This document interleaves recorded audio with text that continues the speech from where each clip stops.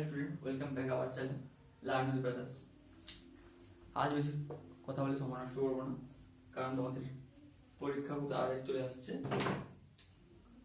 আমি জানি তোমাদের হাতে আর সময় নেই, গুনে গুনে 15 দিন 14 কি 15 দিন হাতে সময় আছে ওদের ফার্স্ট ইউনিট টেস্ট। তাই আমি তোমাদের অঙ্কে কিছু সাজেশন করেছি, সেই সাজেশন থেকে 90% কমন আসবে। আমি এটা লিখিয়ে দিতে পারি, যেগুলো বলবো সেগুলো ভালোভাবে প্র্যাকটিস করলে সেখান থেকে কমন পাবে। তাহলে শুরু হবে সাজেশন। কিসের সাজেশন? তোমাদের যে ফার্স্ট ইউনিট টেস্ট হবে তার সাজেশন। তাহলে শুরু করা যাক।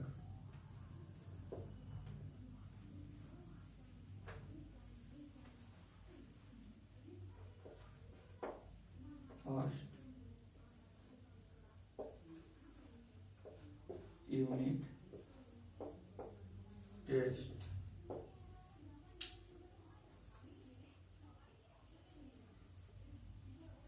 তাহলে আজকের বিষয় ফার্স্ট ইউনিট টেস্ট।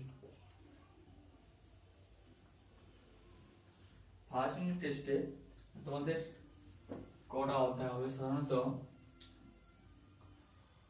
বীজগণিত 40 মার্কের পরীক্ষা হবে, 40 মার্ক।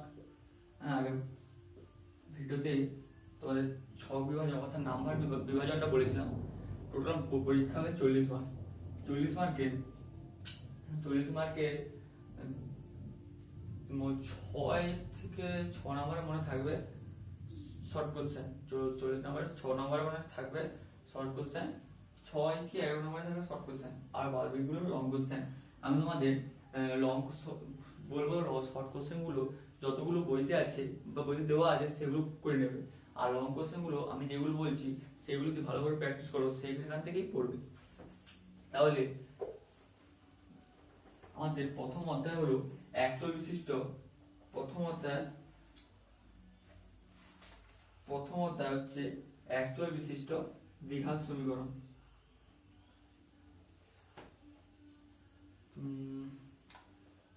আচ্ছা ঠিক আছে, প্রথম অধ্যায় একচল বিশিষ্ট দ্বিঘাত সমীকরণ, অর্থাৎ এখানে আমি লিখব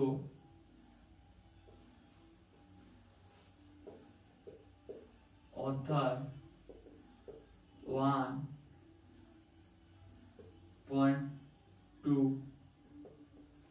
1.2 তে কি কি অঙ্ক করবে? 1.2 তে প্রথমে যেটা খুব ইম্পর্টেন্ট হচ্ছে 13 দাগ, এবং আরেকটা অঙ্ক আছে, সেই অঙ্কটা হচ্ছে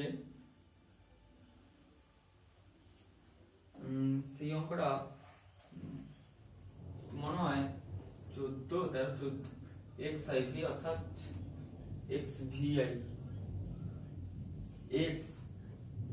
এর অঙ্কটা। এই দুটো অঙ্ক তাহলে একচল বিশিষ্ট অর্থাৎ অধ্যায় 1.2 থেকে তোমরা এই দুটো অঙ্ক করবে। এই দুটো অঙ্ক করলেই হয়ে যাবে। আরেকটা আছে তোমাদের প্রয়োগ 13, অর্থাৎ প্রয়োগ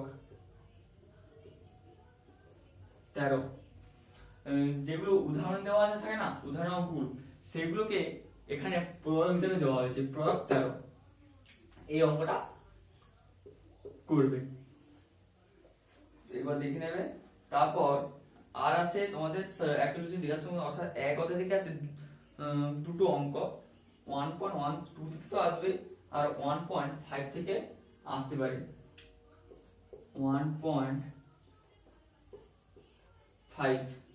1.5 এ তোমাদের 3টা অঙ্ক করতে হবে। কি কি অঙ্ক? 5 দাগ,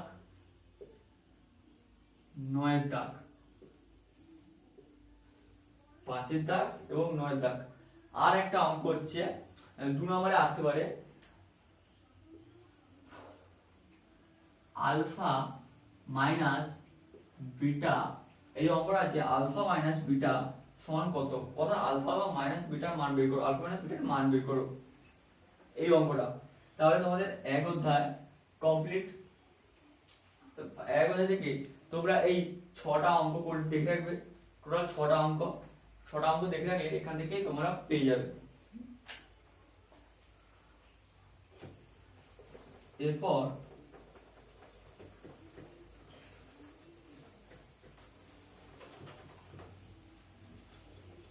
অধ্যায় 2, অধ্যায় 2তে কি আছে? সরল সুদ কষা। সরল সুদ কষা, চক্রবৃদ্ধি সুদ এবং সমাহার সমাহার মানে চক্রবৃদ্ধি ও সমাহার সুদ থেকে তোমার টোটাল 5 নম্বরে আছে। 3টা থেকে 2টো দেওয়া থাকবে, আমাদের একটা করতে হবে, যেখানে সরল সুদ আছে, চক্রবৃদ্ধি সুদ আছে এবং সমাহার বৃদ্ধি আছে। টোটাল 3টা আছে। তাহলে প্রথমে জেনে নিই অধ্যায় 2।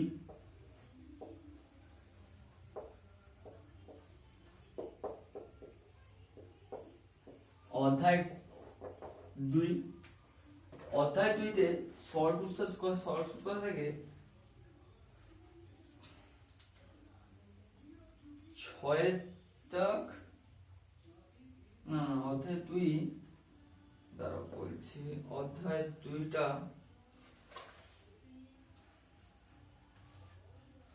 সরল সুদ কষা অধ্যায় 2 4টা অঙ্ক 19, 10 মানে 10, 16, 19, 20, 10, 16, 19 আর 20। তাহলে অধ্যায় 2 থেকে কটা অঙ্ক থাকবে? অধ্যায় 2 থেকে 10, 16, 19, 20। টোটাল এই 4টা অঙ্ক, খুব খুব ইম্পর্টেন্ট আছে, যেগুলো তোমাদের প্রথম পরীক্ষা এবং বোর্ড মানে তোমাদের মাধ্যমিক পরীক্ষা হবে, সেগুলোতেও আসতে পারে, আসার চান্স খুব। এইগুলো ভালোভাবে দেখবে, এরকম টাইপের অঙ্ক আসতে পারে, এগুলো দেখবে। তারপর চক্রবৃদ্ধি এবং সমাহার সুদ, অর্থাৎ অধ্যায় 6, অর্থাৎ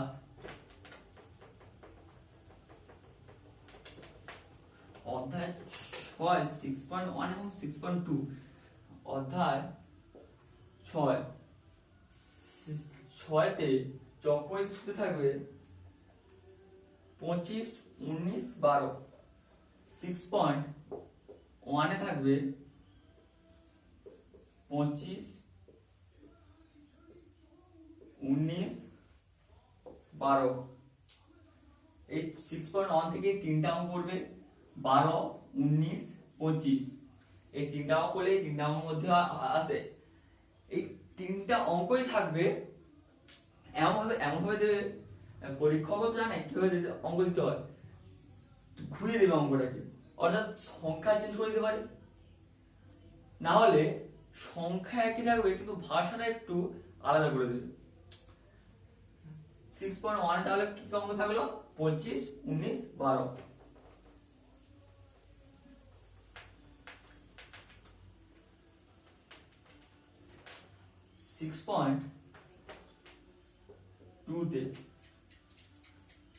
6.2 অর্থাৎ সমাহার। সমাহারে কি থাকবে? 10, 12, 15। কি কি থাকলো? 10, 12, 15। এই 3টা অঙ্ক তোমাদের সমাহার বৃদ্ধি সুদে, অর্থাৎ 6 অধ্যায়ে টোটাল 6টা অঙ্ক তোমাদের করতে হবে। এই 6টা অঙ্কের মধ্যেই পড়বে। এরপর তোমাদের অনুপাত সমানুপাত এবং দ্বিঘাতকরণী একটা দাগ নম্বরে থাকে। অনুপাত সমানুপাত এবং দ্বিঘাতকরণী একটা দাগ নম্বর থেকে, যেখান থেকে একটা অঙ্ক করতে হয়। 4 নাম্বার থাকে অঙ্কগুলো। 4 নম্বরে থাকবে প্রথমে অনুপাত, অর্থাৎ অধ্যায় 5। অধ্যায় 5 থেকে আছে 5-এর 4-এর, অর্থাৎ 4-এর দাগের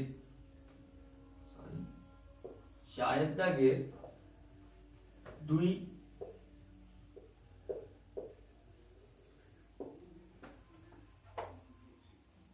5-এর দাগের 2, আর একটা আছে খুব ইম্পর্টেন্ট, এটা আছে 10-এর দাগের I।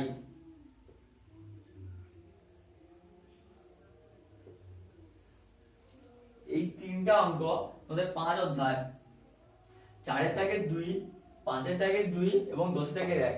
এটা খুব ইম্পর্টেন্ট। 10-এর দাগের 1-এরটা very very very very important. এই অঙ্কটা তোমাদের পরীক্ষায় আসতে পারে। ঠিক আছে, তাহলে অনুপাত সমানুপাতের অঙ্কগুলো দেখা গেল। অনুপাত সমানুপাত সাধারণত এই তিনটা অঙ্কই আসে, এর বেশি আসবে না।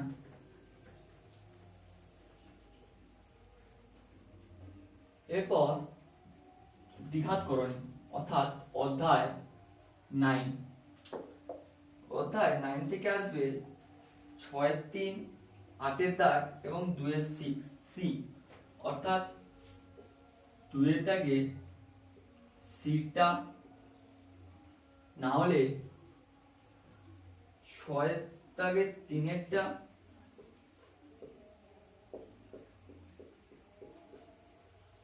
না হলে 8-এর দাগ। এখানেও ইম্পর্টেন্ট আছে 8-এরটা, 6-এর 3-এরটা।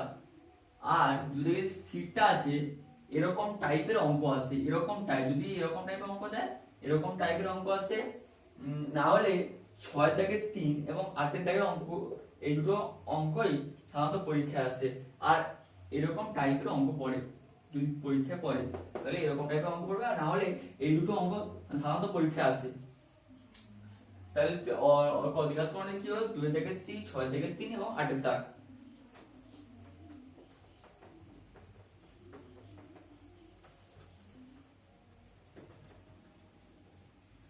এবারে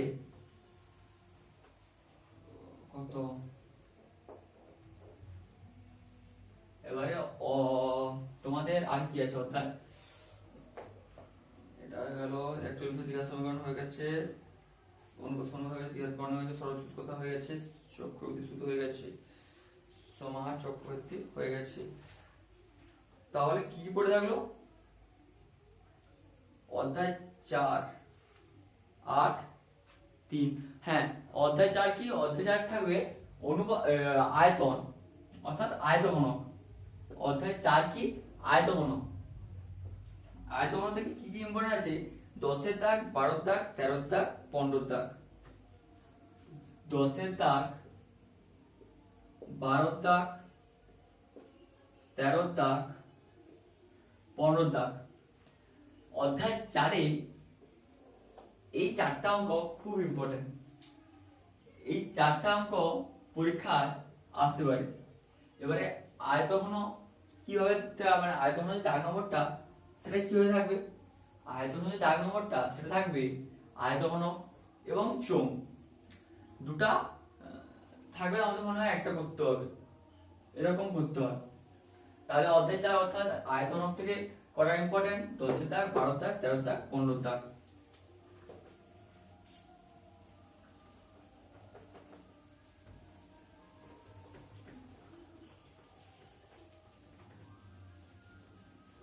বাস, এবারে অধ্যায় 8। অধ্যায় 8-এ কি থাকবে, অধ্যায় 8-এ থাকবে চোঙ।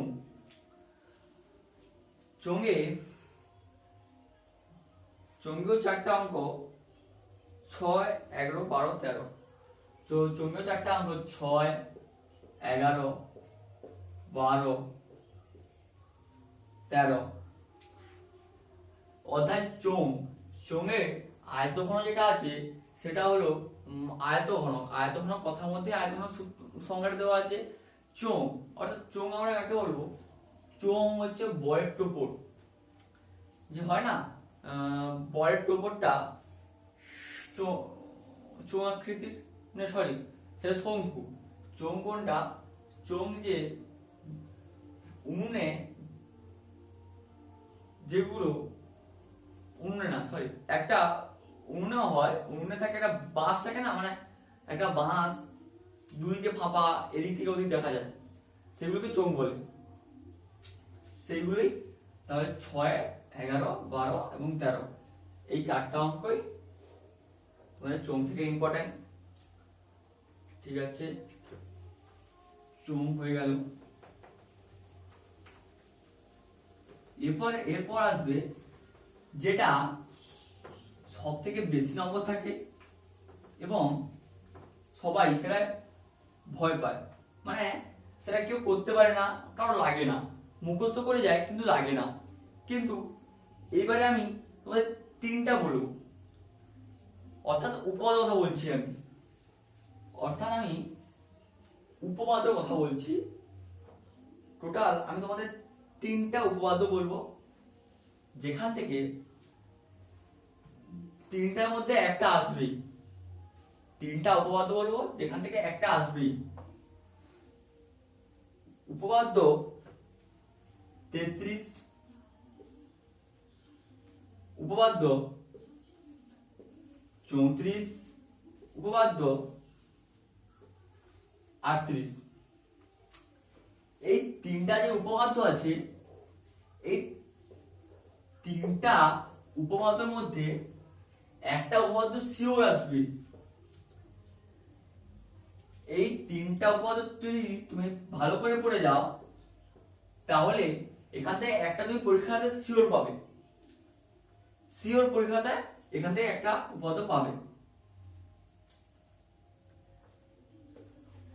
আর কি কোনো বাকি থেকে গেল?